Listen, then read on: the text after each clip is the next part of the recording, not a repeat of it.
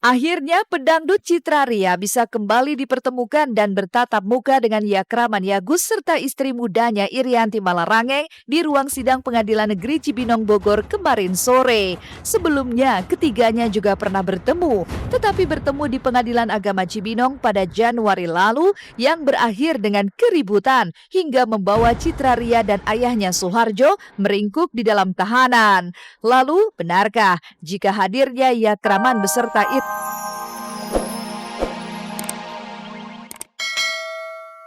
tega itu gitu.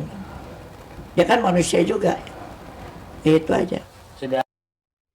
Sikap aksi nekat Ive yang tidak hanya membakar tapi juga mencuri uang serta benda berharga warisan almarhum UJ kontan membuat salah satu ustadz yang ikut menjadi saksi Ive menjadi mualaf ikutan kecewa.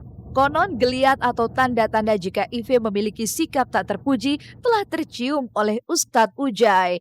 Dan apa yang membuat Pipik menganggap jika Ive memiliki kelainan kejiwaan?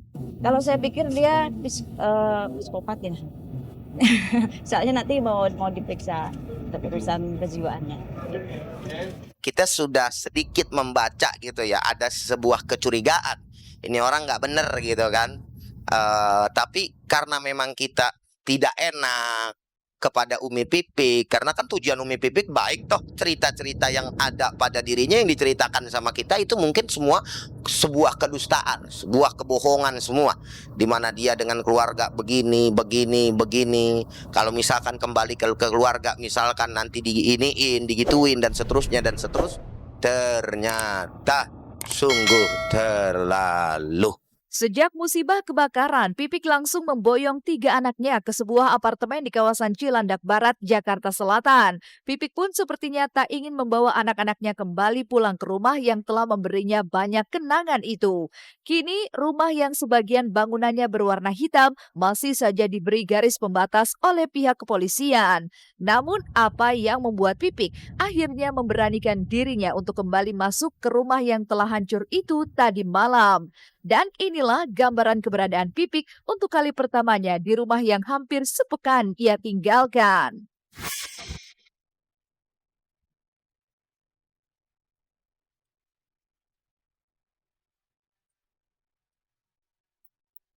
Selesai belepotan. Masih oke Tommy. Gimana? Tacap. Kucing. Tacap. Cek lokasi aja sih. Terus kebetulan saya juga ada ngambil mesin jahit di atas lantai 3 karena kan pekerjaan ini harus tetap berjalan kan, urusan butik tukangnya juga kasihan kalau dia nganggur. Jadi kalau kita ngambil sesuatu masuk kan harus izin dulu sama kepolisian, boleh nggak kita masukin rumah gitu. Jadi akhirnya makanya tadi ditemenin ya, harus karena memang ini ya aku harus ngambil buku, soalnya kan hobi baca. Di sana di apartemen gak ada buku, ada Al-Quran 1 buat rebutan gitu. Kadang kita mau tadarusan, si Abi mau tadarusan, dari tadi juga ambil Al-Quran juga di sini. Duka yang melanda Pipik dirasakan betul oleh orang-orang terdekatnya. Siapa sangka orang yang pernah memuja almarhum UJ justru tiba-tiba membalas semua kebaikan Pipik dengan sebuah pengkhianatan. Lantas mengapa hingga kemarin air mata Umi Tatu masih belum juga kering menangisi derita menantunya yang seolah tiada berakhir? Ya apalagi kejadian Pipik sama anak-anaknya, rumah kediamannya itu kebakaran. Umi sedihnya juga banyak barang-barang almarhum. Terus juga tempat Umi ngobrol di situ, makan di situ, bareng di situ. Maka Umi selama belum meninggal itu nggak berani lihat ke atas, ke lantai 2. Selama 40 malam juga Umi dibawa aja. Kenapa nggak tega lihat anak Umi pas melihat di TV, ditayangin kamar mandi UJ, udah pada hitam, ya Allah. Kenapa Umi suka kamar mandi apa di situ? Tempat tidur sampai habis, sampai tinggal bekasnya doang gitu. Kurang simpatik gitu ya, karena saya lihat ini orang kayaknya tahu nggak, saya udah ngelihat tiap kali ketemu saya selalu buka buku gitu kan. Saya udah curiga, saya sering nanya sama Pak Ahmad sama yang lain gitu, ini siapa? Mu'alaf. Apapun yang menjadi kabar musibah bagi saudaranya adalah kesedihan ya. Ikut merasakan apa yang dialami. Minimal kita mendoakan semoga musibah yang terjadi adalah bagian dari tanda sayangnya Allah.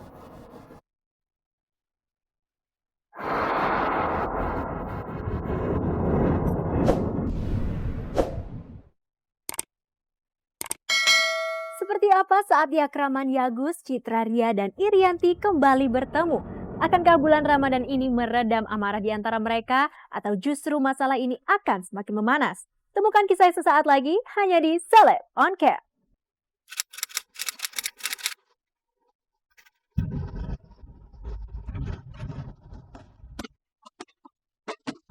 Akhirnya pedangdut Citra Ria bisa kembali dipertemukan dan bertatap muka dengan Yakraman Yagus serta istri mudanya Irianti Malarangeng di ruang sidang Pengadilan Negeri Cibinong Bogor kemarin sore. Sebelumnya ketiganya juga pernah bertemu, tetapi bertemu di Pengadilan Agama Cibinong pada Januari lalu yang berakhir dengan keributan hingga membawa Citra Ria dan ayahnya Suharjo meringkuk di dalam tahanan. Lalu benarkah jika hadirnya Yakraman beserta Irianti kemarin karena mereka harus didudukan sebagai saksi pada sidang lanjutan dengan terdakwa Citra Ria dan ayahnya Suharjo. Lalu, apa yang membuat baik Irianti dan Citra Ria sama-sama harus menangis di hadapan majelis hakim?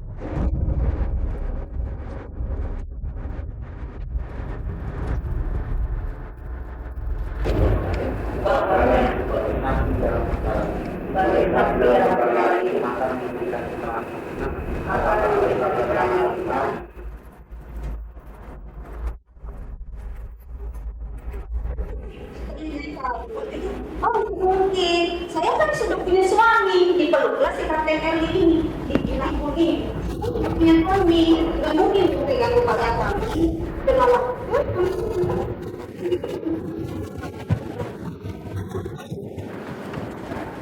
Dia ngakunya gitu, oh nggak mungkin, saya kenal suara kamu, kata gitu, ini sama dengan ini, jadi nggak usah nyangka, pokoknya kalau kamu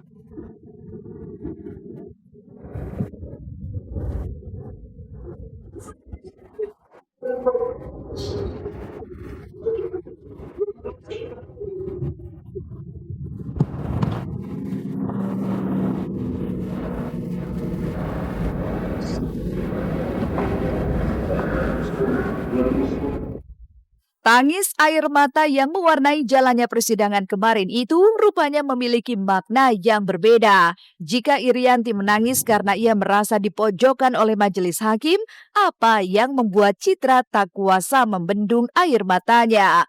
Benarkah jika ada kekecewaan yang Citra rasakan atas kesaksian yang telah Irianti berikan? Saya menangis, Mbak. Jujur, saya menyayangkan sumpahnya beliau. Dan ada yang dikatakan mereka benar, ada yang dikatakan pun salah. Ya sedih aja karena kan udah dipukulin, udah dipukulin. Ya kan dengar sendiri pengakuannya aneh-anehan gitu ya. Ya saya mah pasrah aja pokoknya saya serahkan semuanya ke pengadilan.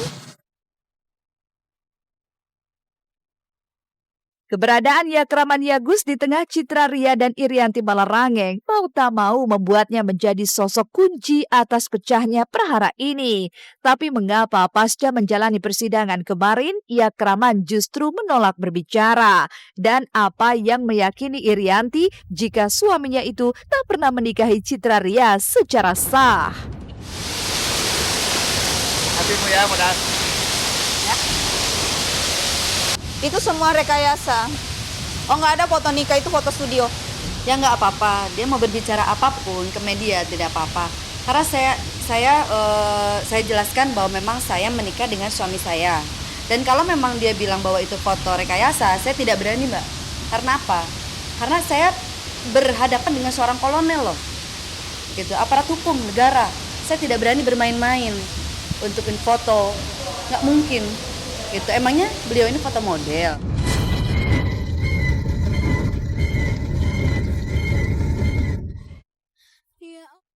Pemirsa, 30 menit sudah kami menemani Anda untuk hari ini. Jangan lupa untuk terus saksikan Celeb on Cam setiap hari Senin sampai Jumat pukul 13 waktu Indonesia Barat hanya di Global TV. Saya Libra Akila, terima kasih dan sampai jumpa.